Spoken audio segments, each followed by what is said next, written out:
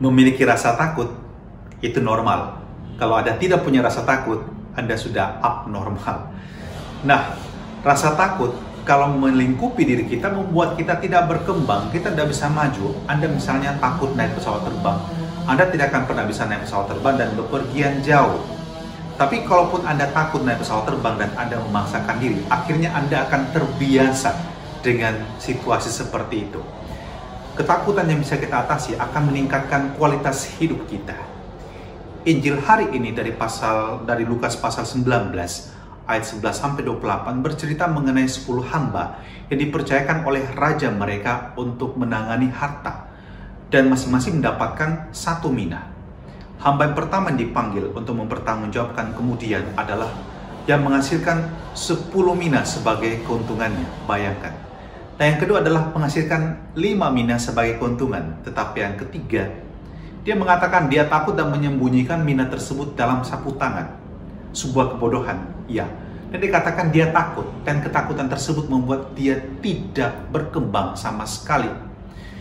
Bagaimana kita harus menghadapi rasa takut agar kita tidak menjadi stuck, agar kita tidak mandek sama sekali?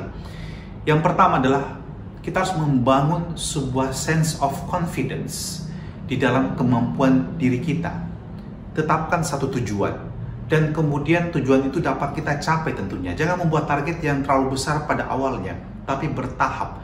Dan akan membuat Anda mengalami progres yang baik, langkah demi langkah.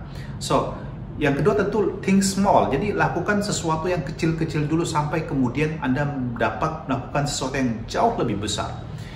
Yang kedua adalah find a good mentor. Temukan mentor yang dapat melatih kamu dengan baik. Contoh, kalau kamu punya guru piano baik, kamu akan berkembang dengan baik. Kalau kamu punya guru untuk menyetir mobil baik, kamu akan dapat menyetir dengan cepat dan dengan baik pula.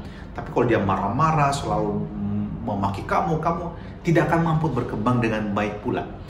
Yang berikutnya adalah think positive. Mark Taylor pernah mengadakan survei terhadap atlet olimpiade. Dan ternyata mereka yang atlet olimpiade ini memiliki kebiasaan membangun afirmasi positif dalam pikiran mereka. Bahwa mereka dapat melakukan itu, mereka dapat mengalahkan musuhnya. Dan ini akan membuat mereka juga dapat mengatasi tekanan yang besar ketika mereka harus tampil. Yang terakhir adalah relationship yang membangun bonding, ikatan, dan afeksi itu penting.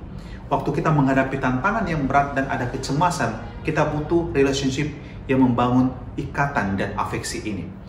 Otak kita akan menghasilkan enzim oksitoksin yang membuat kita nyaman, merasa damai, merasa disayang, merasa diterima apa adanya. Ini enzim seperti yang membuat ikatan antara orang tua dengan anaknya, antara pasangan, dan penting memiliki relasi seperti ini. So, keluarga besar Semakara, bangunlah relasi yang baik dengan keluargamu, dengan pasangan, bagi yang sudah punya pasangan, orang tua dengan anak, anak dengan orang tua, itu sangat penting. Juga dengan sahabat, yang membuat kamu juga mampu berdiri menghadapi tantangan yang besar dan kalahkan. Dan ketika itu, Anda akan mengalami, dikuatkan dan merasa mampu untuk menghadapi situasi yang juga sulit adanya. Bapa dalam surga, jadikan kami anak-anak-Mu yang tidak mudah menyerah, tetapi selalu punya keberanian untuk mengatasi tantangan. Dan semoga dengan belajar mengatasi tantangan setiap hari, dari hal-hal yang kecil, kami akan mampu juga untuk memikul tanggung jawab dalam hal-hal yang besar pula. Dan berkatilah kami, keluarga besar Semakara, dan juga semua yang mendengarkan renungan pagi ini, dalam nama Bapa dan Putra dan Roh Kudus. Amin.